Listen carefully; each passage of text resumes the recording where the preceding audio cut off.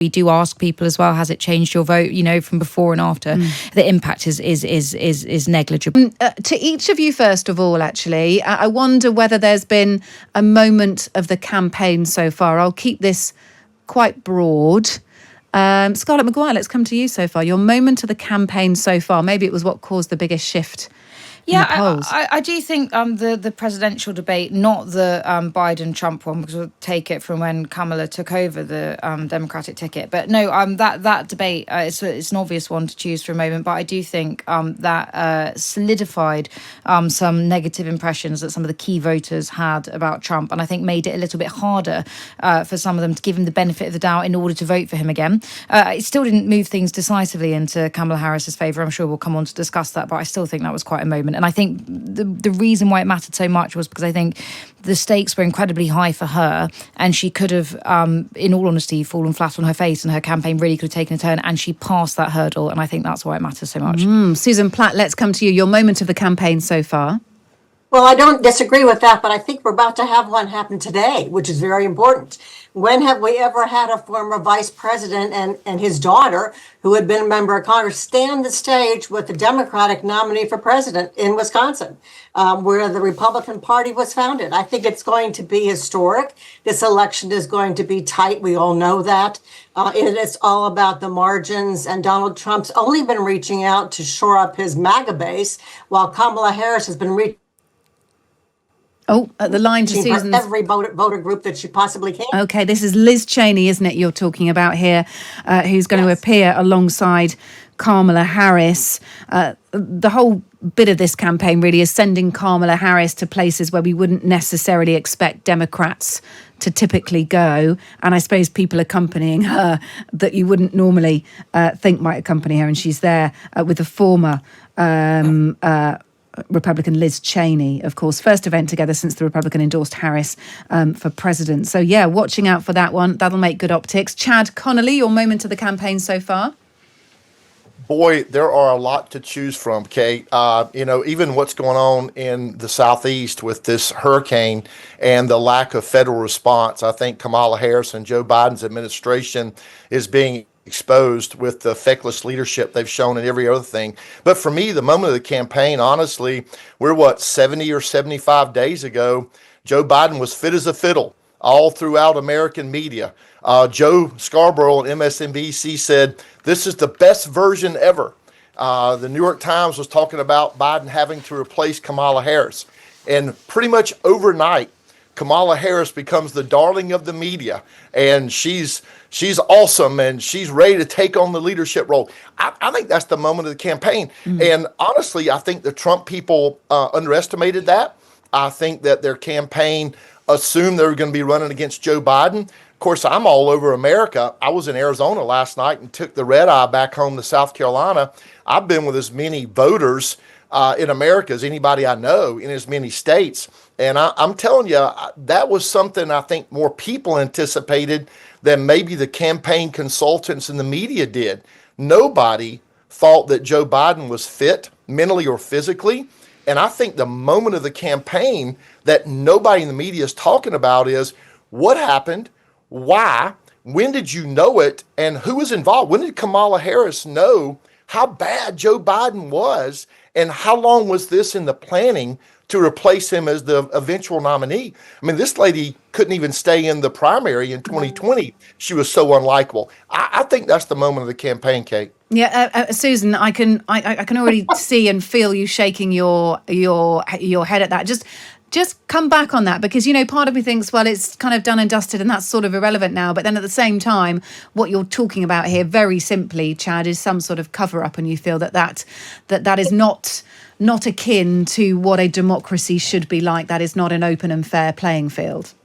This is just typical Republican conspiracy, bait and switch. What really the American people have in front of them is a choice between two people, Donald Trump and Kamala Harris.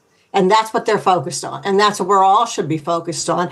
We're not voting on Joe Biden. We're voting on Kamala Harris as our next president. And I think it's pretty exciting. We all know Donald Trump's going to keep his 45, 46% of the base. What's left to choose is And the polls show this. Kamala Harris has been gradually, the trend lines moving up and up and up. People aren't worried about what happened to Joe Biden and why he decided to withdraw. People are worried about what Kamala Harris is going to do for them in the future. And people like Liz Cheney, Republican Liz Cheney, are on board. And I think we're going to see a majority go on board with her. Okay, all right. Let's just park that there for a minute and talk about Donald Trump taking a small lead in a couple of swing states, Georgia and Arizona, both of which he lost to Joe Biden, Scarlett Maguire, in 2020. What do we know about that? I mean, it could be sort of within the kind of, marginal gains territory, so still pretty disputable. But I think the general pattern is Kamala Harris took, a stronger lead across many swing states, and some of those are pinching back now. Yeah, so I think just for the British audience, because I think it can be quite confusing when it comes to an American election. It's not really the popular vote that you want to track. It's it's voting in key swing states because of how their electoral system works, and so. There's 7 states that everyone's looking at. They are Arizona, Georgia, North Carolina, Pennsylvania, Michigan, Wisconsin, and Nevada. Now, the swing state polling in recent weeks has been going back and forth within Trump or Kamala's favour, basically across all of those states, normally within the margin of error. And that's basically what we're seeing now, is that the swing state polls seem to have stabilised pretty much within the margin of error, potentially 1 point in Trump's direction, potentially 1 point in Kamala Harris's, depending on where you look. Now, yes, that is a massive turnaround from just after the debate, and actually in the months running up to the debate. There is absolutely no doubt that replacing Biden on the ticket has substantially improved the Democrats' chances of winning this election. But at the moment, I guess it's an incredibly nail-biting election. We're used to seeing the results decided by tens of thousands of votes in America, which is extraordinary given the scale and the size of the country. But we're not used to things looking this tight, this far out. So I think there's lots of people be very on edge. It looks like it could be the closest election ever. Yeah, one theory that I was reading, there's a great piece from Robert Reich, who's a former US Secretary of Labour, and he was trying to surmise why, and he's not a Trump fan, why, Trump had made these gains, or it was tightening, certainly in Arizona and Georgia. And he said that one thing to know is that America knows Trump. They've made their minds up about him. If they're going to vote for Trump, they're going to vote for Trump, essentially. And they don't need to know any more about Donald Trump to give him their vote. But that there are still questions to be asked about Kamala Harris, particularly on the economy, for example, and maybe other aspects as well. I suppose inflation, economy, all of those slightly untested areas for Kamala Harris, and that is why Trump, remains strong, and why Kamala Harris has still got some work to do effectively. I think she does still have some work to do, but actually being unknown to start with definitely played into her advantage. The fact that she was unknown enough to be able to distance herself from an administration that she was a key part of has been part of her appeal and part of her strength. You're absolutely right. She is less well known still than Trump, but she has been eroding his leads on issues. So, before you'd say sort of personality wise, in fact, even personality-wise, he would have the lead on key drivers such as strength, how strong people perceive the two leaders to be. But you're right, on issues, he absolutely had an incredibly strong lead on the most salient issues to the American electorate, the economy and the border. She is eroding those leads. I think he is still just about ahead with most of them. In the swing states, he has a bigger lead on those issues than her. There was some big polling that showed that out last week. So I think issues are still a key problem for her. And I think this is part of the problem. So we've been doing not just a lot of polling, but a lot of focus groups and a lot of interviews, a lot of qualitative research. I still struggle to say that word. It's tricky. A lot of qualitative research. And that shows that actually, a lot of people have been complaining that she's not been giving enough interviews, that she's not putting herself or her policies forward enough at all, but then forward enough for scrutiny. And that is actually mattering to voters. They are wanting to see meat on the bone, especially these people wavering in the middle. And I think, if you were a Democrat, I think you'd maybe find that frustrating because there is no love for Trump with these voters, and they are looking to turn the page. They are looking for just anything new, but they need a little bit more. Susan, why aren't we getting that from Kamala Harris? I mean, she's been accused of being sort of policy light, but particularly in these areas, border, there's the accusation of her being a border czar. She was never a border czar. It was part of her remit to have a look at some issues connected with the border, but a lot of that sort of incorrect stuff has stuck with her. And the economy as well. You know, the Americans are still incredibly cautious about their economy, incredibly worried about interest rates and inflation. What does Kamala Harris need to do to address that? Because that could, you know, see her get over the line in those key swing states. Well, I think she has presented her opportunity economic. Excuse me, I'm the one. Yeah, sorry. Opportunity economic plan, and she's done that pretty well. And she's been to the border, and she's done a lot of. But then why aren't we hearing about this opportunity economic plan, Susan? This is literally the first I've heard of it. Here's one thought she talks about everywhere she goes. So does Tim Walz. But here's one thought I have. If people are still saying they don't know who they're going to vote for, part of me, and I'm sorry to say this, part of me believes it's about voting for a woman for president again.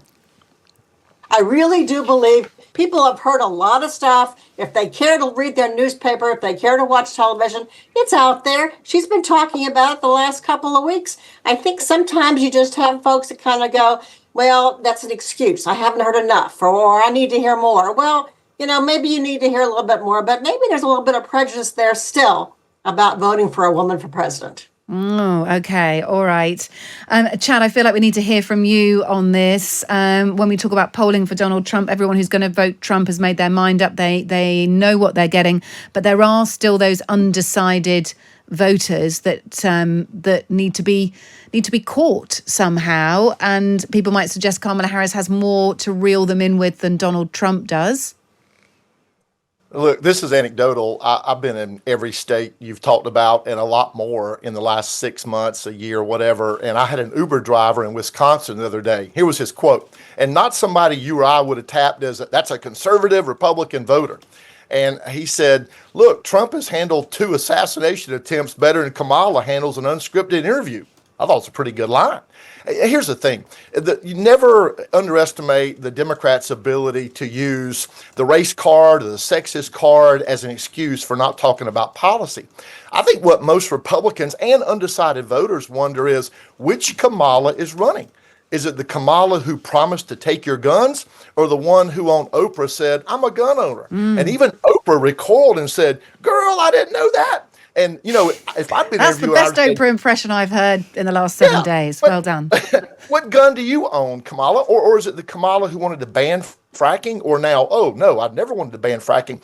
Look, this has been a media piling on that has created this sweetheart appeal for Kamala. Anybody watching her, y'all, realizes this lady's not competent enough to lead a 2-car funeral. She used the word holistically 3 times in 4 sentences the other day. And people are like going, oh, goody, she learned a new word. This lady's not ready for prime time. And even going back to the Biden replacement. I mean, Chad. The polls on this one, Scarlett, how much importance do we put on the VPs? Did this throw anything surprising up? Yes and no. I think we did a poll straight after that showed that voters thought JD Vance had the edge over Tim Walz, and I think you were right. I think a lot of people felt like Tim Walz's performance was underwhelming. However, I think predictably, it didn't look like it's going to make much of a difference. It's not a perfect way. It's better to wait a week or 2 to see what impact something has in the polls once it's bedded in. But we do ask people as well: has it changed your vote? You know, from before and after. The impact is negligible, if nothing at all, which is, you know, I think potentially not surprising. Yeah, I'll ask Susan and Chad, each of you, to go brief on this one. Chad, were you surprised that Vance won the headlines simply because he wasn't like we thought he might be? We thought he was going to be kind of a tack dog, and actually he came across very well. Yeah, JD's just a likable guy. He's relatable. Look at his background, what the guy overcame. He's a great quintessential American story of overcoming. So I wasn't surprised at all. I knew JD would wipe the floor with Tim Walz. I think Walz's commonality with Kamala is neither one of them can really handle questions and answer tough questions because they don't fundamentally believe what they're trying to say. Okay, all right, Susan, for you, what did you think of Tim Walz? Are some Democrats right to be a little bit worried that they didn't quite capitalise on perhaps some of the weaknesses that Vance did show during the debate? Kate, I'm sorry, but I have to go back to Chad just a minute and say, Chad, as our Vice President of the United States, at least show her enough respect to pronounce her name properly. It's Kamala. And you know it, and I know it. Now, Tim Walz, I think he did just fine, and I'm not worried at all. Tim Walz was Tim Walz. He's a likable, down-to-earth guy. I think what he did at the very end showed who JD Vance really is, the guy who talks about people eating neighbors' dogs and cats and makes it up and admits to making it up. That's who he is. He won't admit who he is, but he wants to portray a kinder, gentler guy on television. Okay, all right. I'm going to move on to Melania Trump. I think what we have to look at is Scarlett will look at the polls and see that Tim Walz gained a whole lot more on favorables at the end than JD Vance did, and he had a whole lot more to grow. I think if she's 4.5 points ahead nationally, she's almost certainly won, 4.5 to 5. If it's between 2.5 to 4, I basically don't think that we'll know until the actual morning of the vote, or even after a couple of days after. We're just 5 weeks away from the US presidential election. In the past 3 months, the race has ricocheted all over the place. Before the Trump-Biden debate, the candidates were neck and neck. Afterwards, Trump pulled ahead. When Biden was replaced by Kamala Harris, she seemed to have the momentum at first, but then began to stall, leaving them neck and neck in the swing states. But what's the picture now? James Kangasuriam is a pollster and chief research officer at Focal Data and joins me now. James, let's start with this question. In terms of the broad overview, where are we now? So where we are is that around 50,000 votes are probably in it for the presidential election, and there are 7 key swing states in which the gap between Donald Trump and Kamala Harris is probably no more than 2 or 3 points. So those are Arizona, Michigan, Pennsylvania, Nevada, Wisconsin, Georgia, and North Carolina. And broadly, those 3 swing states are in 3 buckets. You've got the Midwestern swing states, you've got the southern ones, and then you've got the Sunshine Belt. And what we're seeing is that really Harris has slightly pulled ahead versus where she was around two or 3 weeks ago, probably as a function of performing quite well in the debate. However, things are still materially very close. We're seeing a number of different pollsters forecast different presidents, and we also are sitting in the context of US polling being historically very inaccurate, particularly at the state level as opposed to nationally. Why is it so inaccurate? I mean, this most sophisticated and well-financed of political systems, why? One of the problems is it has trouble getting to the poorer Trump white working class vote. Is that still an issue? I think it still is potentially an issue, but I think there's a wider point to make about the issue with US polling, which is to do with levels of social trust. So I remember looking at this in around 2020, and the polling error by state was quite correlated to the number of white working class voters by state. So for example, in 2020, the polls had Florida with a 1.8 lead for Biden. It ended up being a 3.3 lead for Trump.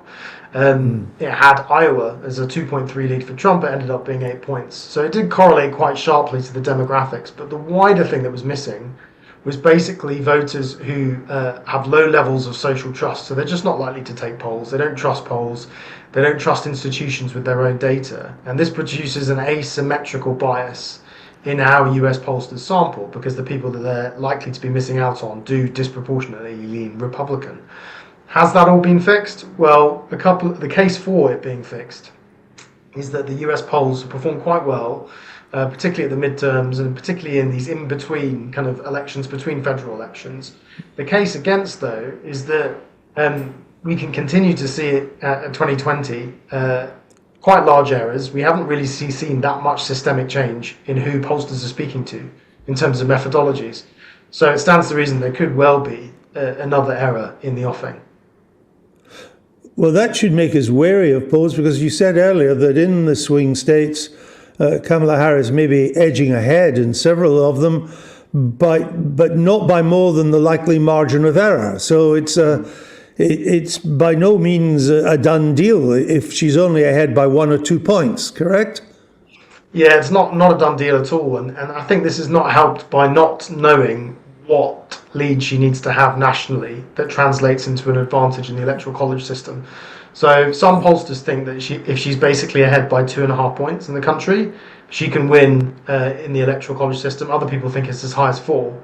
That is unfortunately as large as the margin of error. And she happens to be polling at around 4 points ahead now. So yeah, it's all to play for. So, because you make the point that in the national polling, as Hillary Clinton found out the hard way, just being ahead in national polling doesn't necessarily get you the votes you need in the Electoral College to win the election. So do you have an idea of how far someone should be ahead to be pretty sure of getting a majority in the Electoral College? My sense is that I'll give you a straightforward answer. I think if she's 4.5 points ahead nationally, she's almost certainly won, 4.5 to 5. If it's between 2.5 to 4, I basically don't think that we'll know until the actual morning of the vote, or even after a couple of days after, particularly if we have slow counting and the results come in a particular way. If she's below 2.5 or 2, my strong instinct is that Donald Trump will be president again. And because we have this electoral college lean that doesn't really benefit the Democrats, because effectively what they've done over the last 10 years is trade away Iowa, Ohio, and Florida, which have double the number of votes, for states that they now win quite comfortably, like Colorado and Virginia. So the net effect of the realignment in states for the Democrats is basically to be down 30 to 25 electoral college votes. It's a fascinating part of the system. Am I right in thinking that in the national vote, has Kamala Harris been steadily increasing her lead over Mr. Trump, or has she gone up and then kind of hit a wall? I think to kind of be honest with her performance, it has just gone up, and I think pollsters have been waiting for it to plateau. I think that story differs by the pollsters that you speak to and the ones that go into the polling averages. But for now, it doesn't look like she's plateaued yet. But my strong prior is that we could well be heading into a situation where the rise in her vote share has effectively a ceiling, and she may have reached that.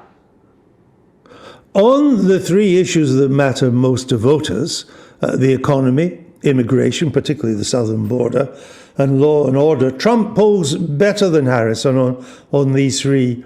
But he's had trouble focusing on the issues, partly because of his lack of self-discipline.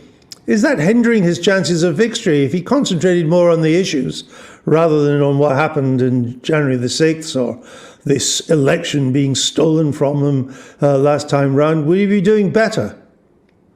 I mean, definitely. So just to be really clear on this, the fundamentals of the election favour Trump, whether that's the cost of living, that's inflation, immigration, jobs in the economy. A lot of incumbent governments post-COVID are getting chucked out, and they're getting removed quite viscerally. And from the perspective of Trump, if you didn't know about the performance of Harris and Trump and you just looked at this like a political scientist, you would say, on balance, this is more probably a Republican victory than a Democrat victory. It is very unusual that Donald Trump is leading on the three most salient issues, and not just leading, very large leads, and they're much more salient than the other cluster of issues, and to still be losing the vote nationally and in the swing states. And I think if he had allowed the fundamentals to take root, which typically would involve a disciplined, well-structured campaign with a clear line of communication, on balance you'd expect this to be a Republican victory. But Andrew, that hasn't happened really. No, because sometimes he's his own worst enemy on these matters, as we saw in the debate. The abortion issue was thought to help the Democrats in the 2022 midterms. Is it a big enough issue for enough people to be decisive for the Democrats this time round? Yeah, it's a good question. So I think that answer differs by state. So where I think it's on the ballot, for example, in Arizona, that may well change the composition of the electorate and help the Democrats. But fundamentally, the midterm electorate is quite different. It's higher affluence. It's obviously people who are more likely to turn out because they're turning out in the midterms, and structurally, it's full of fewer kind of occasional voters. And it's one of these big changes in US politics that actually midterm electorates favour the Democrats now, and actually it's in these national federal elections that the Republicans can draw upon a pool of people who are more occasional, who are perhaps more socially conservative, who have mixed views on the economy. Really, the election result is going to toggle on these voters. Can Trump enthuse parts of the electorate that don't really turn out for a lot of these state houses elections or governorship elections Right. or things like that. Now, Nate Silver, founder of 538, famous American Post, and now running a very complex computer model, he's saying that the most common scenario has been that Harris sweeps the 7 swing states. From what you say, we should take that with a pinch of salt or even a pinch of silver. Well, I'm not going to go up against the grand wizard of polling, but well, he's not always right. I think he gave a 28% chance, I think, of Trump winning in 2016, which was actually higher than most people.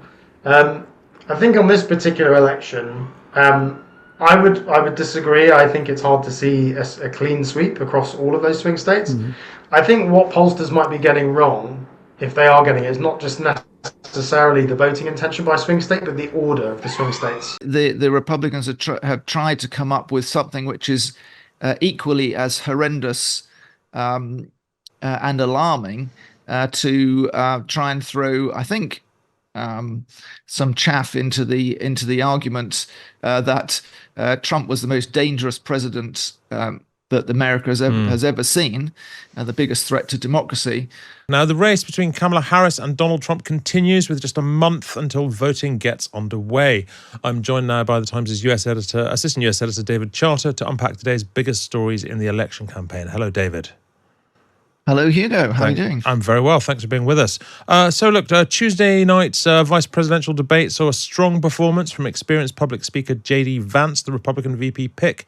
Democrat Tim Walz found his footing when Vance couldn't give him an answer on the January 6th Capitol attack. He is still saying he didn't lose the election. I would just ask that. Did he lose the 2020 election? Tim, I'm focused on the future. Did Kamala Harris censor Americans from speaking their mind in the wake of the 2020 COVID situation? That is a damning non-answer. It's a damning non-answer for you to not talk about censorship. Obviously, Donald Trump and I think that there were problems in 2020. We've talked about it. I'm happy to talk about it further. But you guys attack us for not believing in democracy. The most sacred right under the United States democracy is the First Amendment. David Charter, was there a clear winner to these debates a couple of days on? I think you can certainly call the win for Vance based on style and the way that he defied expectations, actually, because he's been built up as this Republican attack dog who was going after Kamala Harris, saying she can go to hell for saying mean things about Donald Trump, etc. And he, as I say, defied expectations and played the nice guy, was very empathetic in his approach. When he heard from Tim Walz that Tim Walz's 17-year-old son had witnessed a shooting, Vance was saying, "Oh, I'm sorry about that. I hope he's doing okay. Christ have mercy. It's awful," he said. "I appreciate you saying that," said Walz. So it was a very disarming approach that I think probably won him some admirers. And we saw in polling afterwards that actually voters' approval ratings for both of the candidates increased quite a lot. Americans didn't know that much about either of them. And so people who were undecided were starting to make a view, and they liked what they saw. And to be honest, in the aftermath of the debate, a lot of the discussion has been about the level of civility that they managed to have for an hour and a half without insulting each other and name calling, which was a feature of the debate between the principals, between Harris and Trump. They both really went for the jugular after each other in the way that we've come to expect politics to be conducted in America in the Trump era. And these guys, well, they not only managed a hearty handshake, they introduced the wives to each other and seemed to be getting on like a house on fire afterwards. It's a low bar, isn't it? Or it's become one. Look, I think that sort of little, it's not quite a spat, but that debate we heard them having just there in the clip, I think we all know what happened in the January the 6th Capitol attack. Vance's sort of counterattack about Kamala Harris censoring people during COVID. What's going on there? What's that all about?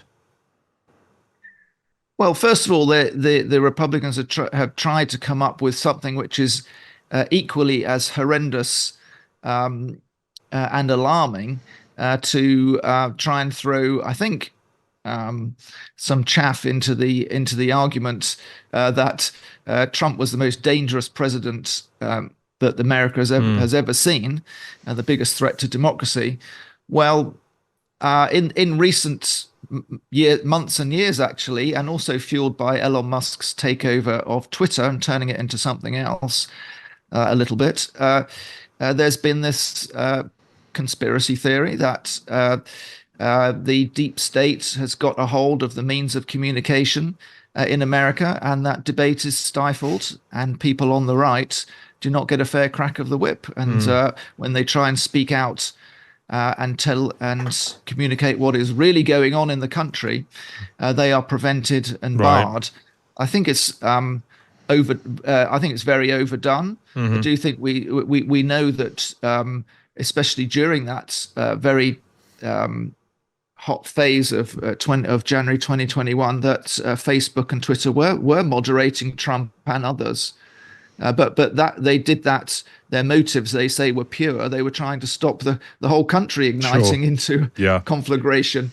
So it's up. But it is an argument that's pushed by the Trump people to suggest that it's an equally dangerous development in American democracy. Understood. Which it isn't. Understood. Look, escalation obviously continues in the Middle East, with Israeli airstrikes killing 6 in Beirut overnight. Joe Biden has announced he will not support Israel if they target Iranian nuclear sites. How much power does that statement hold when his days in office are so obviously numbered? Well, unfortunately for Joe Biden, one of his great claims, one of his great qualifications to be president, was his fantastic international experience and his influence over other world leaders who he knew very well. And he does know Netanyahu very well, but he's fundamentally been unable to restrain Israel's attacks, preemptive attacks as well, against its enemies. And there's a very long piece in the Washington Post, which I think was probably briefed heavily by the White House, sort of talking about what influence the Biden administration has been able to have over Israel. But it's pretty small beer, really, in the face of the widening war in the Middle East. They do talk up their influence in having the one brief ceasefire that was quite late last year now. It seems such a long time ago when some of the hostages were released. But there hasn't been a ceasefire since then. And we hear Biden calling for a ceasefire almost every time he's asked about the Middle East situation. And his influence has dwindled to considerably. He does obviously have the ability to cut off the supply of weapons to Israel, but he's threatened that, and he very briefly put a pause on some of the strongest weapons when they wanted to defend Rafah. If you remember, there was a big push that did have some success, while so many people from Gaza were bunched up in seeking refuge in Rafah. But again, it's a pretty small, if you like, achievement along a road which has seen many tens of thousands of people killed. I mean, again, in this article, they're talking about how the rate of Palestinian citizens being killed has come down in recent months. Well, yeah, but tens of thousands have been killed. So it's held against Biden by a lot of natural Democrat supporters, and has been very corrosive to him, and was perhaps one reason why we saw such low approval figures for him, and may even have contributed to the push to get him out. Finally, David, in other election news, Republican Ted Cruz is fighting to hold his seat in Texas, while his Democrat opponent is supported by none other than Liz Cheney. Cheney became a vocal anti-Trump Republican following January the 6th and went on to lose her seat in 2020 to a Trump-backed candidate. Tell us a bit about what's going on there. Well, Texas is the state where Democrats, every election season, they do talk up their chances of finally turning Texas blue, and it never happens. But I have to say, in this case, they do seem to be inching a bit closer to a surprise, and it would be a surprise if Ted Cruz, a very prominent Republican senator who was basically the runner-up to Donald Trump in the 2016 primary, if he was to be ousted by Colin Allred, who's a former linebacker and popular former American football player turned politician, who's campaigning strongly. And the reason it's got a lot of attention is twofold. One, you mentioned that Liz Cheney, the former congresswoman who was hounded out for trying to hold Trump to account for January the 6th, she's been supporting him and campaigning. But also one of the opinion polls, an independent opinion poll, did put Allred very slightly ahead, which caused, I think, some chills in the Republican camp. And every 2 years we have Senate races, and of course they're in office for 6 years, so it's 1/3 of the map.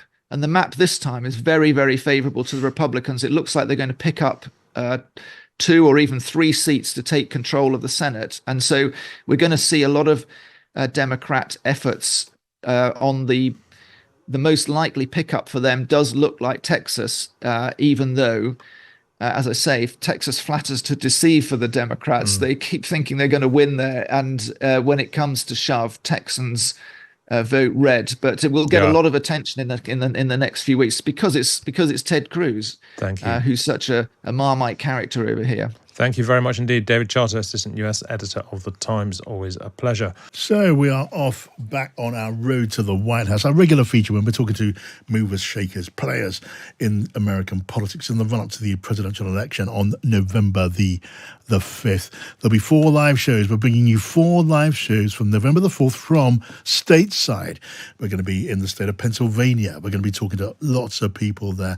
It's all part of our build-up to the decision in America to choose the next president. The power is with the people. Are you ready to get to work? The road to the White House. I had God on my side. I felt on Times Radio. And the latest development in that contest was the TV debate between the presidential running mates, Tim Walz on the Democratic side and JD Vance, the Republican. It was, in many ways, surprisingly cordial. It was they got on at times even rather well in what's been such a bitter contest. I mean, Tim Walz, just to pick an example, he did, though, make 1 or 2 slip-ups. October 7th, Hamas terrorists massacred over 1,400 Israelis and took prisoners. Israel's ability to be able to defend itself is absolutely fundamental. Getting its hostages back, fundamental, and ending the humanitarian crisis in Gaza. Well, that's a tiny bit of the debate last night. Let's then talk to and welcome a former leader in Minnesota politics, Paul Gazelka, who was the majority Republican senator in the state between 2017 and 2021. Welcome to you. Yeah, John, it's really good to be on your show. And yeah, I was the leader of Minnesota's Senate. I was the only one in opposition to Governor Tim Walz. He's a Democrat. I was Republican. And so I had to navigate with him through the riots after the death of George Floyd, all the things related to COVID and many, many other things. And so I wrote the book Behind the Veil that you can get on Amazon.com to learn about that. And I was actually surprised that they really didn't talk about his record last night in the debate. What about the tone of it? Let me ask you about that first of all. It's been such an unpleasant debate, and last night was almost cordial. I loved it, John. I mean, that's kind of how I am in Minnesota. It reminded me of the days of Ronald Reagan.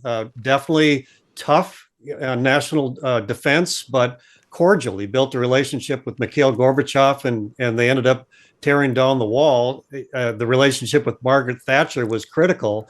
But we haven't seen that from Trump and Harris. But definitely last night, you saw what could be the future. Indeed. I mean, it is generally widely thought, not universally, but widely thought that the Republican, JD Vance, did quite well out of it. He is so much a polarizing figure, so much raises hackles among his opponents and some neutrals. And because Tim Walz didn't go for him, didn't go for the jugular, it almost normalized him. Is that a fair reading? Yeah, I think the fact is, I think he was more normalized. I think he was more what Americans look for. But when you're in a campaign, the both sides really try to demonize the other one. The media really didn't help. But the fact that Walz has done virtually no interviews, same thing with Harris, and Vance and Trump do them every day. And frankly, I think that's part of the reason that that Vance did so well last night and Walz did not. But like I said, they didn't really talk about his record, and that's why I wrote the book Behind the Veil, because it really talks about Tim Walz's leadership in a crisis. And I think that matters because I think Harris is a fairly weak leader. So Walz is going to have way more influence than I think the average VP would. All right, let's talk about your former opponent in Minnesota, Tim Walz, the running mate to Kamala Harris. He's described, isn't he, by Donald Trump and even by JD Vance as a dangerous, radical socialist. I mean, is that fair? Is that remotely accurate? I would say that both Harris and Walz are farther left than we've ever had for candidates for the presidential position. He was a congressman in a very rural district in Minnesota, and so his voting record was moderate. But as soon as he became governor, all of his policies were extreme far left. Extreme far left. Yeah.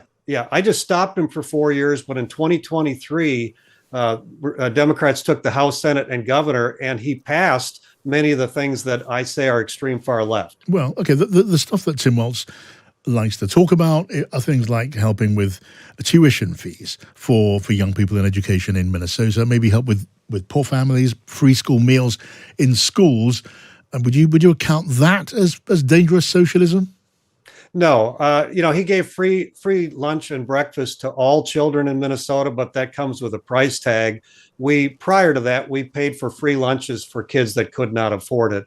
What I mean by extreme far left, like clean energy, we all want more clean water and clean air, but they passed standards in Minnesota that said by 2040, all utilities have to have 100% renewable or clean energy. And it doesn't work in Minnesota. Wind and solar, if it's 22 below Fahrenheit or colder, and it can get to 60 below, that doesn't work. Solar doesn't work well when it's cloudy. And we don't have enough baseload power. Nuclear, in this case, we just don't have enough. So by the time we get there, that won't work. On abortion,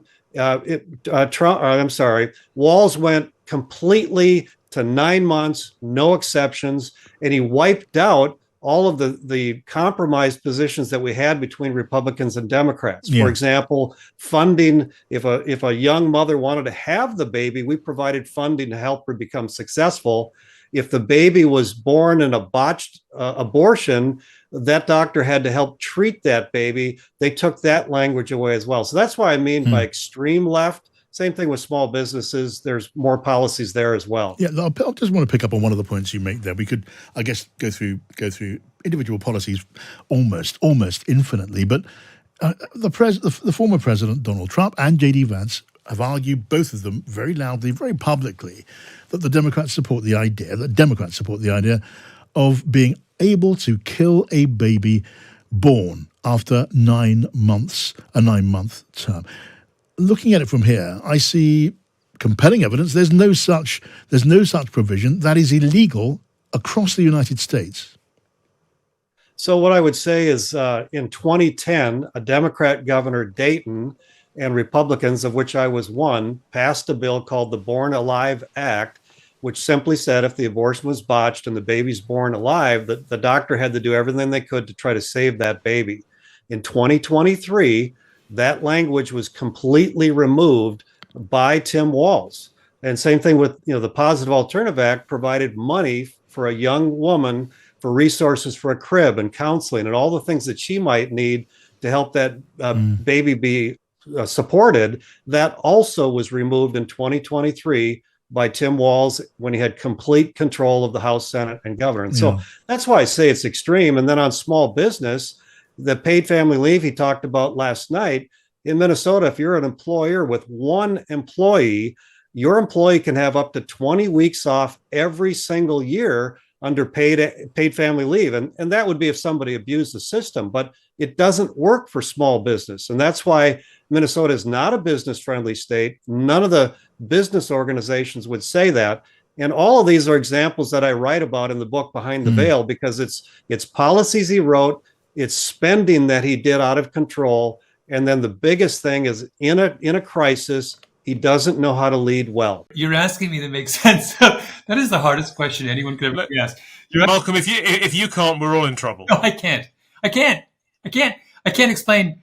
I can't explain the idea that a convicted felon, someone who tried to overturn the results of a presidential election, someone who could stand up in a debate and babble and not make any sense, someone who, I mean, I could go on. 25 years on from his groundbreaking book Tipping Point, which sold over 3 million copies, New York Times bestselling author and journalist Malcolm Gladwell's latest offering returns to the subject of social epidemics and tipping points, but this time with the aim of explaining the dark side of social contagions. He joins me now. Malcolm Gladwell, hello.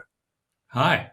Thanks very much for being with us. Look, Revenge of the Tipping Point is essentially a sequel to your debut, expanding on the themes from your original. What made you want to go back to it?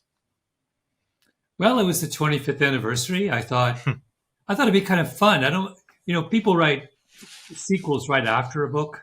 They write one, then they write part two. But I'd never heard of someone writing a sequel after 25 years. So I thought I raised my hand and said, let me be the first. And you write in the book that you basically you read it again and look back, and you were just struck by far too many thoughts about stuff you'd left out. Things I'd left out, things I disagreed with.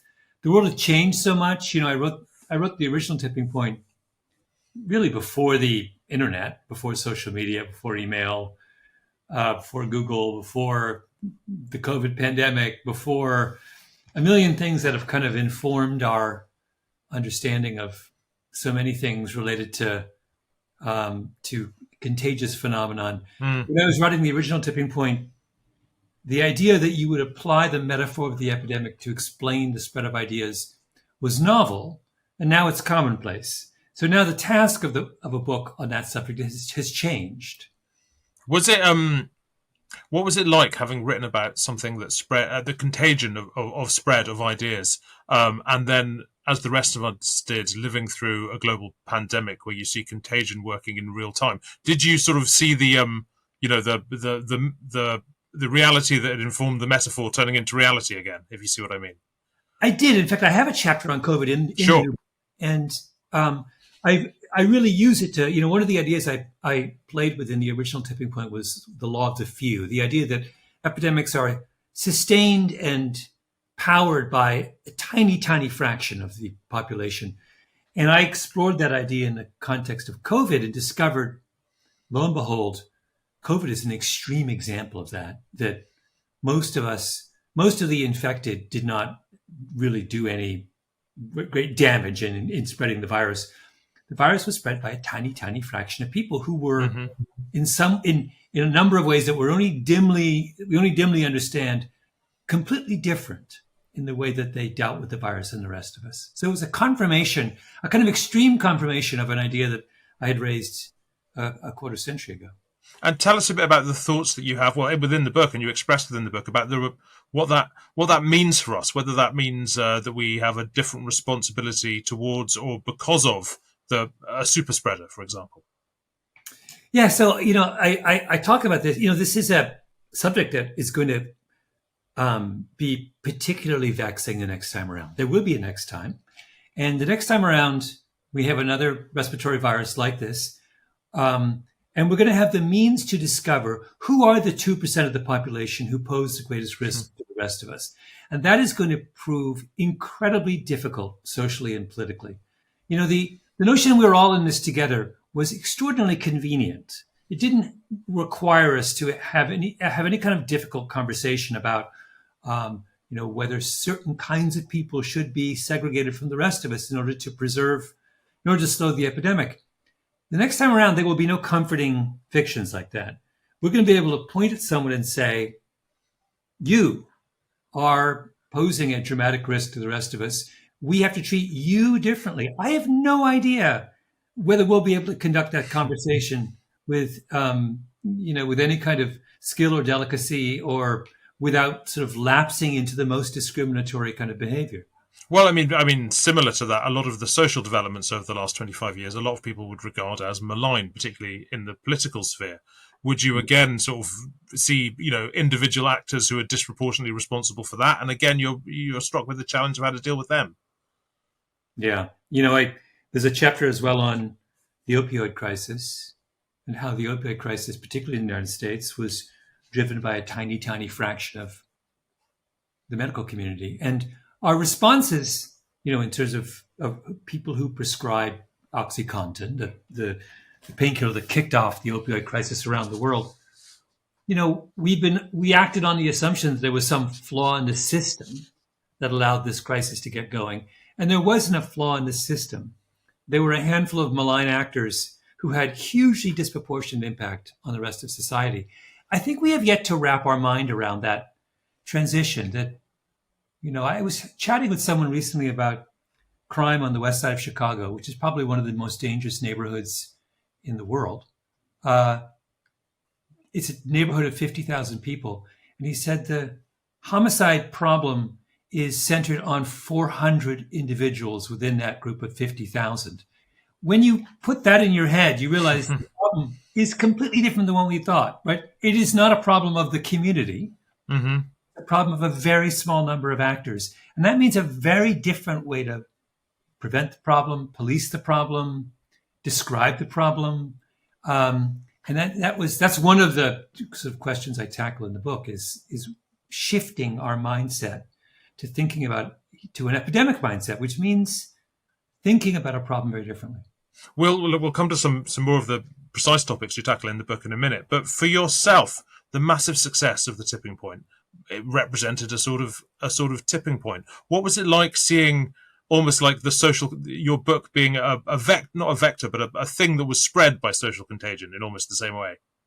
Yeah, it was the book became confirmation of its own thesis. It was, looking back, it was not something I had anticipated. It never occurred to me that writing a book on contagion would itself be a contagious. I just assumed it would be read by my mother and forgotten. So that was a big surprise and a kind of lesson in how the world works. But yeah, it did. That book, it started my career, kicked off my career, and I'm enormously kind of grateful for the success of that book. What a dream to be a contagious author. I think it's what we all dream of. Tell me about what went wrong with big cats in American zoos. Oh, yeah. So I have a chapter on monocultures. And the thing about a monoculture is any kind of ecosystem where everyone's the same. And the best sort of recent example of this is cheetahs, for a variety of reasons having to do with die-offs of cheetahs. Cheetahs are the most genetically homogeneous species that we know. Cheetah is basically an identical twin. And what that means is that if one cheetah is susceptible to a given virus or medical problem, they're all susceptible, right? There's nothing to stop any kind of, and that has happened. We've had dramatic confirmation of this in zoos in recent years, where entire populations of cheetahs have died off because of one relatively harmless infection that is nonetheless sort of afflicted them all. And I use that to talk about how we see that in human populations as well. And the chapter is all about a town, a seemingly perfect upper income town somewhere in America. I don't identify it, but I call it Poplar Grove after that. It's a name given to it by the researchers who discovered it, that has been in the grip of a terrifying, tragic epidemic for almost 10 years and been unable to understand why they were in the grip of this epidemic. And the idea I explore in the book is maybe they're in the grip of this because they're a monoculture. This is a group of very wealthy people who kind of cordoned themselves off from the rest of society and created So the epidemic in this town is to do with childhood, it's self-harm and suicide, is it not? Yeah, it is. Yeah, and they were baffled by why this was happening, And the answer, I believe, and I explore in his book with the help of these two remarkable sociologists who wrote this book about it, who studied the town, is that they created a monoculture like the cheetahs, where every kid was asked to perform according to the same sort of specifications and expectations, where the only path forward was to be a brilliant student and a great athlete. And, they had a high school where, unlike a typical high school where there are many, many, many different subcultures, and a child comes in and finds the place where they're comfortable. That is a lower achieving high school, but one that is psychologically safe. They created a high school where there was only one path, which was high achieving, but was psychologically deeply unsafe. And it was a chilling chapter, is one of many in the book, but it's a deeply chilling one where they neglected to understand one of the principal lessons of epidemics, which is epidemics thrive on homogeneity. And when you build in diversity into social systems, you are building in bulwarks against any kind of mass infection. And I think it's a crucially important and overlooked point. Yeah, it's a sort of fascinating argument. Okay, one more. Tell me about why it was that it took until 1961 to have a single Holocaust memorial in the US and until 1984 to have a second, and whereas today the Holocaust is very well remembered in the US and indeed elsewhere as well. So this is a strange thing that I have to say I was completely taken by surprise by this.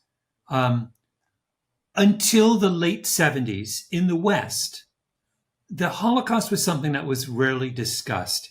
If you look in history books from the 60s and 70s, to my complete surprise, but to anyone's surprise, I think, the Holocaust gets a few sentences. It's not called the Holocaust.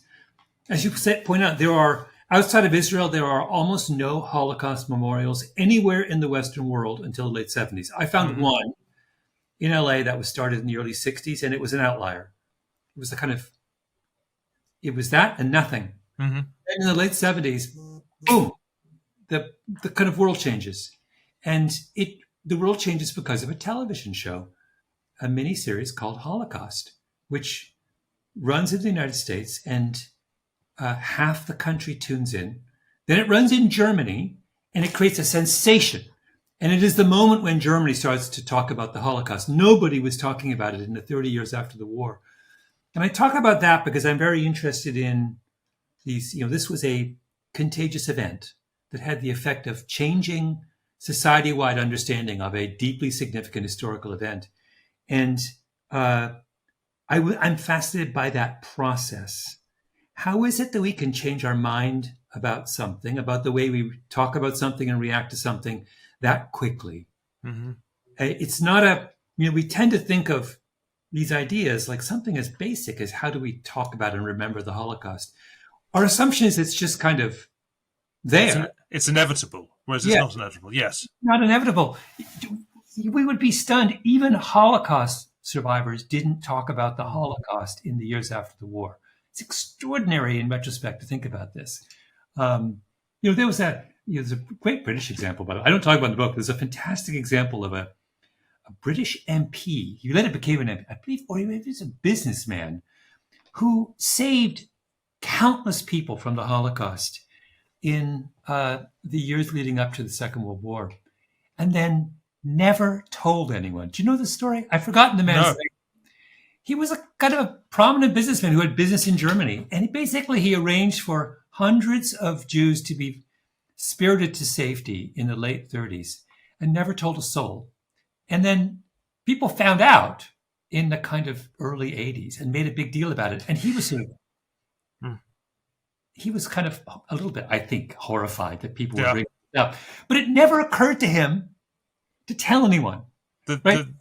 This was a story in the pantheon of stories. No, I see what you mean. Look, you've coming to sort of contemporary politics. You've said a lot about elections in the past. How do you map your theories onto the state of American politics today? Where do you see the tipping points that have happened and are still happening? Yeah, you're asking me to make sense. That is the hardest question anyone could ever be asked. Malcolm, if you can't, we're all in trouble. No, I can't explain the idea that a convicted felon someone who tried to overturn the results of a presidential election, someone who could stand up in a debate and babble and not make any sense, someone who, I could go on, that this person has a 50% chance of winning an election in 6 weeks from now, is a phenomenon that I cannot begin to explain. And no, it's impossible. Do you not see elements of social contagion there? The way that the ideas behind Donald Trump's philosophy, or the philosophy that he's assumed to have spread around, how the formerly unacceptable things have become acceptable, how people have begun to behave in homogenous ways, having not done all that sort of thing? Yeah.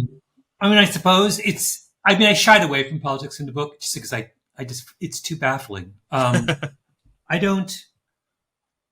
I guess there is something there. Although what's more interesting to me about Trump is the fact that there is no movement, right? My books, this book, Revenge of the Tipping Point, and its precursor, The Tipping Point, are all about change and about explaining dramatic changes, in explaining why certain ideas dramatically spread. The thing about Trump is that nothing seems to change, right? So the man runs in 2016, wins, has by any measure, a completely disastrous presidency that would be disqualifying for anyone else, proceeds to embarrass himself and in his 8 years, 4 years out of office, and then nothing changes. So it's not an example of what I'm writing about. I'm interested in change. I would have, boom, it would have, no, this man is just this, people who are his supporters, nothing seems to have any impact on there's literally nothing the man can do that can shake people's support in him. I find that, I have no explanation for that. It's an anti-Gladwell philosophy. I see it now. It's much more clear. Malcolm, aside from your writing, you also present the popular Revisionist History podcast. Is all history revisionist in some way? Well, revisionist, that term has such a kind of taint. That's why we chose it. We thought it was fun to kind of. I think that the healthy thing is to understand that history is something that is in a constant state of revision. That's why we have historians, and that's why they do what they do, because understanding the past is such a difficult task that it can't all be done at once. And it's good to go back and revisit with new knowledge and new perspectives. And it's good to understand that at any given time, you should be able to get 10 different perspectives on a historical event and have a debate about which one makes the most sense. Yeah, no, that makes sense to me. Look, Revenge of the Tipping Point, as you said, written 25 years later. What will you call the next one in 25 years' time? First of all, I'll be so old that no one will want to read what I write. So I don't think it'll just be the blatherings of Malcolm from a nursing home. I would strongly discourage anyone from buying any book written by me 25 years from now. Well, we'll have to see. And Malcolm Gladwell, thanks very much indeed. Thank you. And JD Vance nervously started to change the topic and said, well, Tim, we've got to look to the future. And that was a clear win for Waltz, and probably the soundbite of the night for those that didn't watch. Back to the USA, where last night on TV, on network TV, the running mates in the presidential race went head-to-head on stage. After such a bitter contest, which is still pretty bitter, it was at times surprisingly cordial. And I actually I agree with you. I think you want to solve this problem, but I don't think that Kamala Harris does. I believe Senator Vance wants to solve this. And I think there's a lot of agreement, but this is one that we are miles apart on. Well, JD Vance was rather sympathetic when Tim Waltz spoke about his son being witness to a shooting. Well, I think all the parents watching tonight, this is your biggest nightmare. Look, I got a 17-year-old, and he witnessed a shooting at a community center playing volleyball. Those things don't leave you. And look, I'm a hunter. I own firearms. The vice president is. We understand that the Second Amendment is there, but our first responsibility is to our kids to figure this out. Tim, first of all, I didn't know that your 17-year-old witnessed a shooting, and I'm sorry about that, and I hope that he's doing okay. Christ have mercy. Well, let's talk to Sarah Baxter, who was watching the whole thing with a very critical eye, director of the Mary Colvin Centre for International Reporting. Welcome, Sarah. Hello, John. So not the dust-up that we might have been expecting. Were you surprised by that? I was. I thought the whole point of being a vice presidential running mate was to be an attack dog for your boss. And they fell into this rather cozy, I agree with Tim, I agree with JD routine, as if it was sort of the bipartisan era that has long faded from the scene. Well, basically, ever since Donald Trump arrived as a major force in US politics.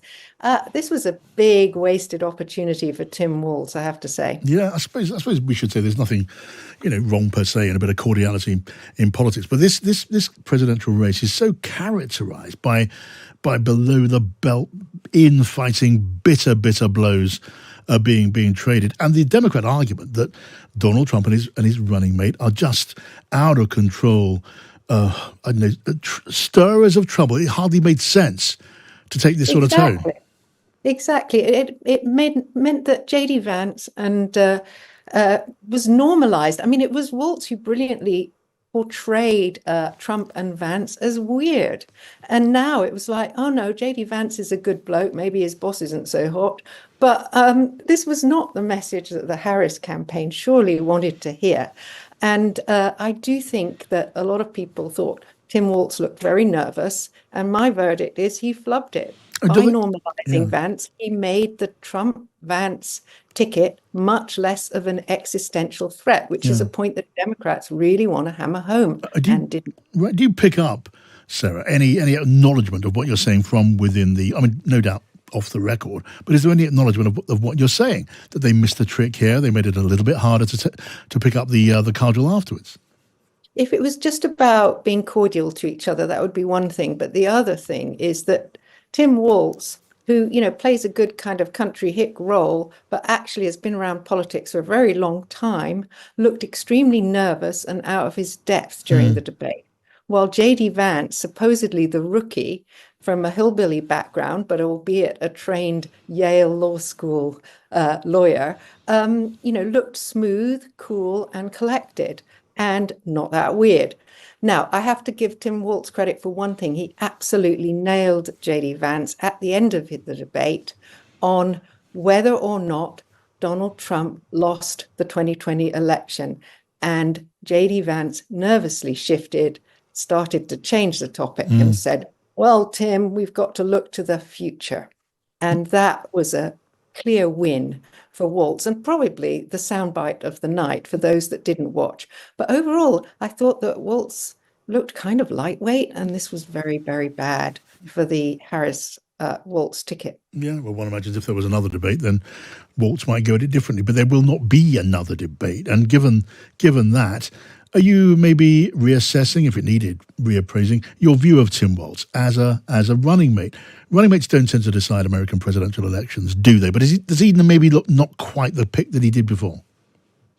Yes, some of the shine has come off him, because what everybody loved on the Democratic side about Tim Walz was that he took the fight to the Trumpists in a way that really got under their skin. And that's very hard to do because, the whole point about being Donald Trump is to be shameless about what you say.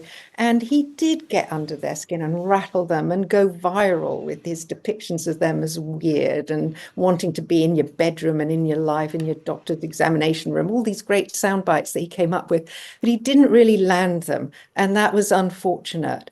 But yeah, do these debates matter? Well, insiders are saying, particularly within the Democratic Party, they're saying, well, no, they don't really matter and it's not going to move the needle. But that's damage limitation. It probably won't move the needle that much.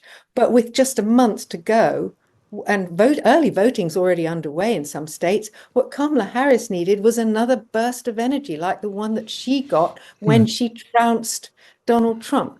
So, the only thing that can be said in consolation is, in contrast to Walz, Kamala Harris looked pretty damn good. Right. What are the polls telling us? I know that this thing, it's almost within the margin of error, no matter where you look, national polls, swing state polls, but how do you read the movement, if there is movement?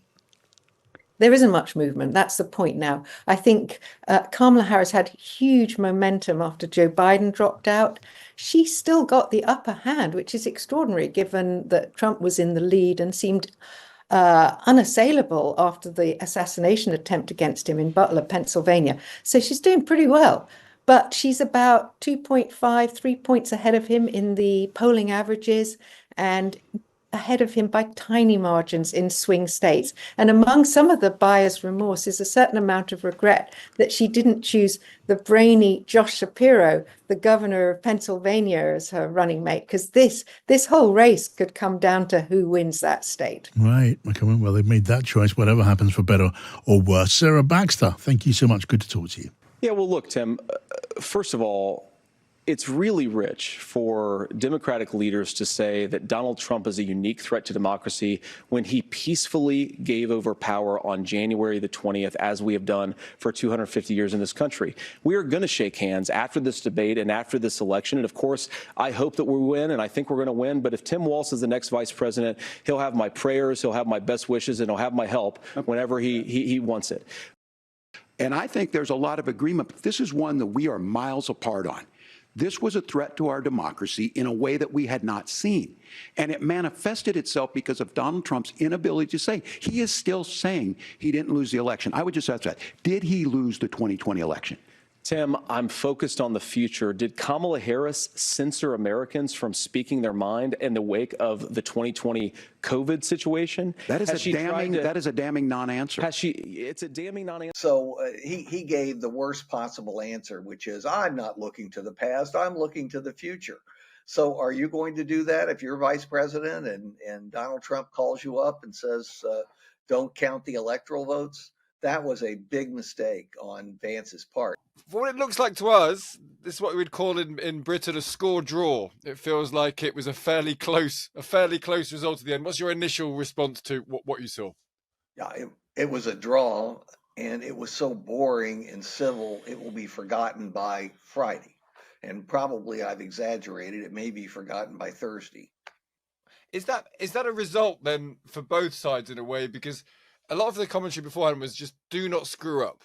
Do not become the story, because ultimately, if you become the story, it's mostly because you'll have done something wrong. So will the teams be quite pleased with what you've just said? I don't know that they'll be pleased, because they always want their VP candidate to shred the other candidate and therefore shred the opposing party's ticket. But they won't be as disappointed as they would have been had somebody turned to their candidate and said, you're no John Kennedy. So, that's how we judge things. It's the only excerpt from vice presidential debates, which began in 1976, that we actually remember. So this will be quickly forgotten. Was it also the case, you think, that it was happening at a time when world events were more and more pressing? We'll get to their response to those world events, but it was taking place at a time when escalation in the Middle East was going on. Was that a factor in all of this, that there was real world events taking place that were probably more significant than two men having a go at each other? Yes, I think what happened today in the Middle East made this the secondary story. And we also have two domestic stories that are at least as big as the VP debate: the results of Hurricane Helene and the longshoremen strike, which potentially could throw us into a recession. So, yeah, this became the second or third or fourth story rather than the first story, which normally a vice presidential debate would be. And what did you make of the performances? It feels like, as you say, it was close. There are a couple of moments where Walz got his words muddled. He appeared to say Iran rather than Israel. Does that matter? It looked like Vance was more confident? Maybe if we just looked at it on a purely body language and demeanor and control over one's words, it felt like Vance may have been slightly more polished than Walz. Is that fair? Yes, no, I think that's very fair. However, you have to judge these debates on two very different dimensions. One is substance. There's no question that JD Vance was and is the better debater. We knew that going in. And by the way, Walz knew it too. That's why he was so nervous. But the other dimension is personality, likability, style. And there's no question that between the two, Walz is much more likable. That's why Vance has such high negatives. They're the highest negatives that have been recorded for any vice presidential candidate since these debates began. Whereas Walz has a favorability rating pretty much the opposite of Vance's negativity rating. So I think Vance's people told him, tone it down, don't be too nasty, maybe people will give you a second look. As far as Walz is concerned, I just think he didn't want to get into any extended debates, pardon the expression, which might put him in a bad light and therefore put Kamala Harris in a bad light. And it's just not memorable. I can tell you, I've watched every one of them since they started in '76, and this was, I'm not going to say one of the worst, but it was one of the most boring. Yeah, that's really interesting. I mean, we live in an age which we wasn't there in 1976. It wasn't there in even 10 years ago, where everything is memeified and gets clipped. And we had the Prime Minister of our country gave a conference speech where he accidentally said sausages when he meant to say hostages. And that became a kind of online thing. I suppose confusing Iran and Israel at a time when the Middle East is in flames isn't very good. There's a moment where Walz said he's friends with high school shooters, which wasn't entirely clear either. Well, he also called himself a knucklehead, which will also be used in ads, I'm sure. Now, I have to say, to balance that, Vance gave the worst answer of the debate right at the end. He's lucky that wasn't asked, that is about the January 6th event and whether Trump actually lost the election or not. He just absolutely flat refused to answer. He knows very well Trump lost the 2020 election. Yep. He also knew that Donald Trump would cut him off the ticket if he said that. So he gave the worst possible answer, which is, I'm not looking to the past, I'm looking to the future. So are you going to do that if you're vice president and Donald Trump calls you up and says, don't count the electoral votes? That was a big mistake on Vance's part. But again, it came at the end. If it had come at the beginning, Walz would probably have been judged the winner, but it came at the end. Do you know what the tune-out factor was in this debate? It was enormous. Wait and see. It was enormous. Yeah, so it would have started with an audience, and that audience would have dwindled. I guess the question that what are we, 33 days out from the election? How close is this, Larry? You know better than most, and we're saying a lot in this country, this is an extraordinarily close election. It feels like it's going to come down to a few thousand votes, which will bring its own problems for American democracy when one side at least probably won't accept the results. And that's the great looming shadow over this election. But as we are a month out, more or less, how close is it, Larry? Give us an idea about that. Well, right now, I can tell you, because I spent half the day going through public and the private polls. The private polls are more revealing. And I can tell you, it really is extremely close. It's disturbingly close, because if it does end up being essentially a tie, or there's only a handful of electoral votes separating the two, you are quite right to say that half of America probably won't accept the result. And we're really in the soup then. I just don't know what's going to happen, but it can't be good.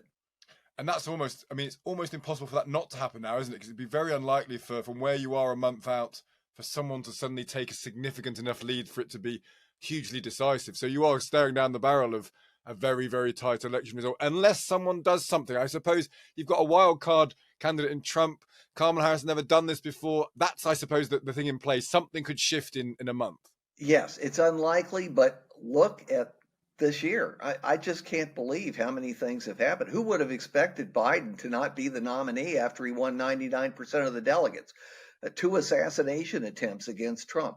Look, I wouldn't even begin to guess what's going to happen in the next 33 days. And that might shift a point or two to one side or the other, and it might resolve the problem, because electoral votes tend to be larger than the plurality would suggest they should be. They expand the plurality or majority that a candidate gets in the popular vote. So, we could still end up not in the soup, but I wouldn't bet on it today. No. Well, listen, it was a very boring VP debate, but it's a very interesting election nonetheless, Larry. It's great to speak to you and hear your wisdom on it. Thank you so much. And the world saw it on that debate stage a few weeks ago. A nearly 80-year-old Donald Trump talking about crowd sizes is not what we need in this moment. But it's not just that. It's those that were closest to Donald Trump that understand how dangerous he is when the world is this dangerous. His chief of staff, John Kelly, said that he was the most flawed human being he'd ever met. And both of his secretaries of defense and his national security advisors said he should be nowhere near the White House. Now, the person closest to them, Donald Trump, said he's unfit for the highest office. That was Senator Vance. I agree. It should not take 7 years for an asylum claim to be done. This bill gets it done in 90 days. Then you start to make a difference in this, and you start to adhere to what we know, American principles. I don't talk about my faith a lot, but Matthew 25:40 talks about, to the least amongst us, you do unto me. I think that's true of most Americans. They simply want order to it. This bill does it. It's funded. It's supported by the people who do it, and it lets us keep our dignity about how we treat other people. Thank you, Governor. And just to clarify for our viewers, Springfield, Ohio does have a large number of Haitian migrants who have legal status, temporary protected status. Well, Margaret, but thank you, Senator. We have so much to get to. Margaret, I think it's important because we're going to turn out of the economy. Thank you. Margaret, the rules were that you guys weren't going to fact check, and since you're fact checking me, I think it's important to say what's actually going on. So there's an application called the CBP One app, where you can go on as an illegal migrant, apply for asylum or apply for parole, and be granted legal status at the wave of a Kamala Harris open border wand. That is not a person coming in, applying for a green card and waiting for 10 years. That is the facilitation of illegal immigration, Margaret, by our own leadership. Thank you, Senator, for describing the legal process. We have so much to get to, Senator. Those laws have been on the books since 1990. He is still saying he didn't lose the election. I would just ask that. Did he lose the 2020 election? Tim, I'm focused on the future. Did Kamala Harris censor Americans from speaking their mind in the wake of the 2020 COVID situation? That is a damning non-answer. It's a damning non-answer for you to not talk about censorship. Obviously, Donald Trump and I think that there were problems in 2020. We've talked about it. I'm happy to talk about it further. But you guys attack us for not believing in democracy. The most sacred right under the United States democracy is the First Amendment. You yourself have said there's no First Amendment right to misinformation. Kamala Harris wants to use the power of government and big tech to silence people from speaking their minds. That is a threat to democracy that will long outlive this present political moment. I would like Democrats and Republicans to both reject censorship. Let's persuade one another. Let's argue about ideas, and then let's come together afterwards. You can't yell fire in a crowded theater. That's the test. That's the Supreme Court test. Tim, fire in a crowded theater. You guys wanted to kick people off of Facebook for saying that toddlers shouldn't wear masks. Senator, the governor does have the floor. Fire in a crowded theater. That is criticizing the policies of the government, which is the right of every American. Now, just as the debate started, we were speaking to David Charter, the Times US editor, who's with us again now. David, there has been a little bit of time, an hour or so, for both parties to try and spin the narrative. What have you been hearing? I haven't really been listening too much to the spin. I've been trying to write my own assessment for the Times, I have to say. We did hear some talk, of course, from the Republicans about just what a strong performance Vance gave, because my own assessment is that he made even the most unpalatable parts of the Trump, especially in the opening section. I think I recorded that there were 11 topics that they got to, and I think I made Waltz the winner in just 3 of them. Some of them were a draw, I think, as well. Some of them were quite well contested, like let's say the climate change one. I think Waltz did okay, but he should be winning on climate change because that's an issue where voters really back the Democrats. And I think in the first half, I think your previous contributor was talking about just how poorly Waltz started the debate, and he was faced with quite a spicy question, actually, which is more difficult for the Democrat candidate, which is, would you support a preemptive strike by Israel on Iran? And of course, what we heard from Waltz was a lot of prevarication and trying to turn it on to saying what a terrible guy Donald Trump is, but no answer. Well, that left the field completely clear for Vance, who spent a long time introducing himself because he knew he had a lot of time to play with, but he also gave a clear answer, which was that we support our allies, and if that's what Israel has to do, we support Israel. So it was able to... The way that the debate started allowed Vance to start strongly. I think he would have been delighted with that. He And looked I think it, actually. You could see yeah, him it looking showed us. over, and I think he thought, and I think he thought, and I think he thought, and I think he thought, this is going to be okay. It was almost kind of a bit of relief from him that I think he realised, okay, I can just sort of kind of ease myself into this. I think he also saw just how nervous, like all of us did, just how nervous Tim Walz looked. Yeah. And you just Standing there. It can't took him a hide long nerves time. like that. You can't. Well, there's no hiding place when you're standing up there in the full glare, and the camera's obviously on you for the whole debate. And we did get a few kind of blank sort of looks from Walz sometimes, and also a lot of time he was looking down and writing notes Scribbling rather than really notes. paying Yeah. attention Yeah. to what Vance was saying, I think, which was a mistake, that he was perhaps trying to remember things that he'd been learning during his prep. I don't know. Will the Democrats be disappointed? Well, they will comfort themselves that he finished very strongly. So clearly he got back into the game when it came to healthcare, which was about the 8th or 9th issue that came up. And of course, again, the Democrats should be winning on healthcare because there isn't a Republican plan. And Trump gave this absurd answer in his debate against Harris when he said he'd got some concepts of a healthcare plan. Well, this is 9 years down the road for Trump, that he got some concepts which are not spelled out on how to reform healthcare in America. And this should be an open goal for the Democrats. And indeed, this was the first time I thought that Walz sounded really passionate about a subject, like he'd really engaged with healthcare when he was a congressman, perhaps, and he was really sure of his footing. He really knew his stuff. And he was really angry at the Republicans for trying to take away the opportunity to join what's known as Obamacare. The Affordable Care Act has allowed millions more Americans to sign up for government in healthcare. That it's not all plain sailing, and there are drawbacks, but there's no viable alternative proposal on the table from the Republicans. So it is an area where he should have won, but it seemed to relax him.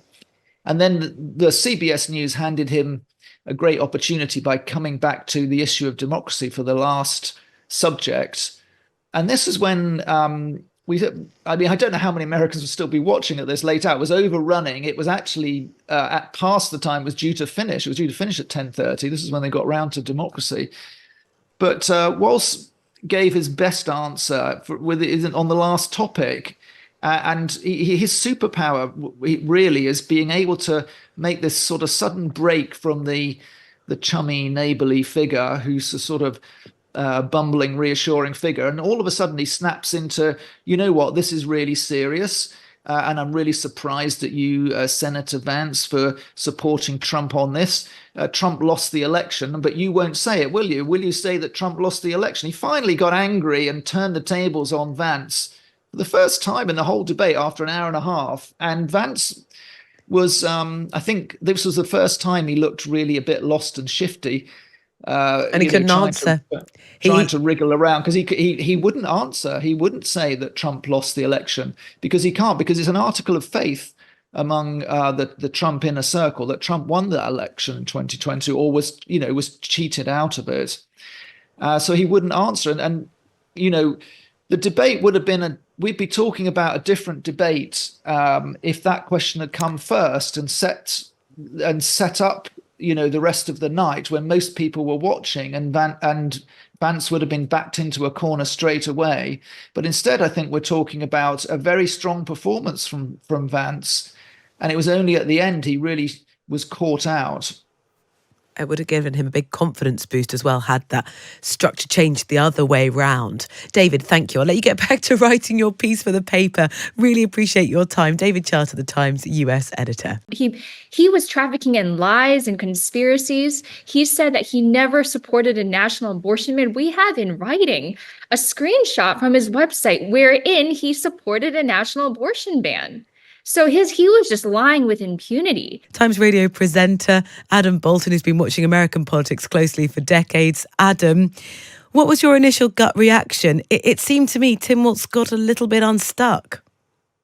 Well, I would agree with your analysis that clearly I think they were both nervous at the beginning and neither of them gave a particularly good answer on foreign policy.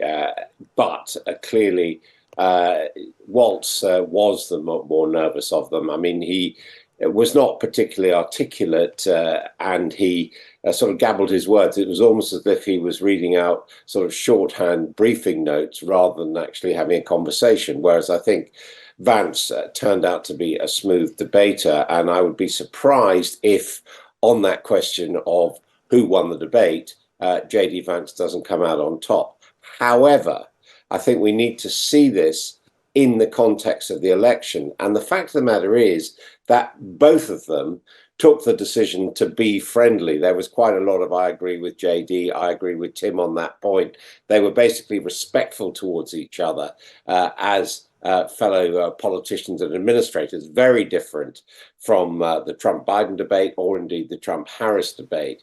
And if you look at the substance of what they said, JD Vance actually, until the end, was backing off from a lot of the kind of red meat MAGA positions which he has taken, and actually, downplaying them, turning them down. Now, that won't necessarily energize Trump voters, although what it won't do is antagonize the opposition or the floating voters in the way that clearly Trump did, for example, when he talked about eating the pets.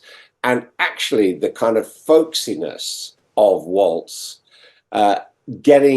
managed to get out some of the points he wanted. I mean, right at the end there, he scored pretty hard talking about January the 6th and JD Vance refusing really to answer the question as to whether that election was actually won by Joe Biden. And similarly, we had some grabs in between, like when talking about abortion, he says, I don't want to trust the state legislatures like Trump or Trump. I want to trust the doctors at the Mayo Clinic, which of course is in his state. And likewise, when he was talking about building houses, he came out with that line saying, where is the firewall in terms of, and I want to be able to get out if there's a fire from my house, whereas Vance had been going on about getting more houses if you reduce regulation. So I think actually, substantively, it was closer to a draw, although stylistically, Vance won. And my net takeaway from all that is this, like most vice presidential debates, is not going to make a great difference to the outcome, which after all is between two other people, effectively Trump and Harris. Yeah, because I was going to get on to that, Adam, to say in the broader context of the election, with now 35 days to go, how much does it shift the narrative? Because what there was a risk of in the last hour and a half was one of them really scoring an own goal, and that didn't really happen. Yeah, I think that's absolutely right. There wasn't an own goal. As you say, there was a confusion actually at the beginning when Waltz actually said Israel when he meant Iran. But I mean, those are the sort of slips that I think people understand. What it did, I think, was say, if you're worried about the vice president on the ticket on either side, there's no need to be. Vance really did sort of tamp down on that rhetoric. We didn't get anything talking about childless cat ladies, for example, although that was one example which really summarized the whole debate, that Waltz brought that up, but he didn't actually use the words childless cat ladies. He just talked about Springfield. And that therefore meant that I suspect quite a lot of people didn't really know what they were talking about. And that seemed almost by mutual agreement not to go for each other. Yeah, it was far less about attacking the person, wasn't it? And more about the policies, which I think was maybe a bit of a relief, but meant there hasn't been some sort of those zinger moments. Adam, do you think the Democrats will be disappointed with how Waltz performed? Possibly a little bit. He, as he told us, he's a school teacher, and they might have hoped that he would be able to school JD Vance, or at least, as Harris succeeded in doing, provoke him into saying something extreme, which he didn't do. I suspect, Frank Luntz, the pollster, is saying that in his focus group, it swung heavily behind Vance in terms of style. Yeah. But I think what we will see is that it'll be quite easy for the Harris campaign to pull out sound bites from what Tim Walz managed to get out that very much serve their campaign. I think it'd be more difficult, actually, to draw out something that the Trump campaign will want to boast about from the sound bites of JD Vance. Yeah, that makes a really interesting point. We'll see how they package together, as they inevitably will do, I think, almost immediately for their ads, which do play a really big role in American electioneering. Adam, thank you so much for staying up and giving us your analysis. Adam Bolton from Times Radio. We talked about how the Democrats might be feeling. Earlier, we spoke with Lindy Lee, one of the Democrats' biggest donors and a DNC official who was watching proceedings at Harris Walz HQ. Well, she's back with us now. Lindy, were you nervous watching? Because it looked like Tim Walz was. Well, I just want to say your previous guest mentioned that he thought that perhaps Vance won stylistically, but he won on he was trafficking in lies and conspiracies. He said that he never supported a national abortion ban. We have in writing a screenshot from his website wherein he supported a national abortion ban. So he was just lying with impunity. And then the biggest tell of the evening was when he told the moderators, well, I thought the rules stipulated, or something to the effect of the rules were saying that you weren't going to fact check. And you talked about own goals. That was an own goal. That said everything. But so Lindy, he was counting on the fact that no one was going to push back. Are you frustrated then that Walz didn't make the argument that you're making to me right now? I think he did a really good job tonight. And we had a live focus group at the campaign, and he had the highest rating of the night when he pointed out that Trump completely failed on the border. He didn't deliver on the border wall that he promised. He blew up the border deal that we had, border as a campaign issue. So he scored really highly also when he mentioned Matthew 25 and how his faith guides and inspires his empathy for people, a quality that Trump and Vance so abundantly lack. We've got a bit of feedback. I want to take you back to the very first answer that he gave. Let's just remind ourselves, he sort of stumbled through. Right now, the crisis in the Middle East is, front and centre of the global news agenda. And we would expect maybe that someone who was running to be the vice president would have more confidence. Let's remind ourselves of what happened.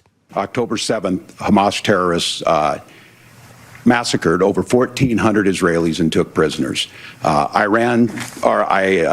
Israel's ability to be able to defend itself is absolutely fundamental. Getting its hostages back, fundamental, and ending the humanitarian crisis in Gaza. What do you think happened when he gave that answer, Lindy?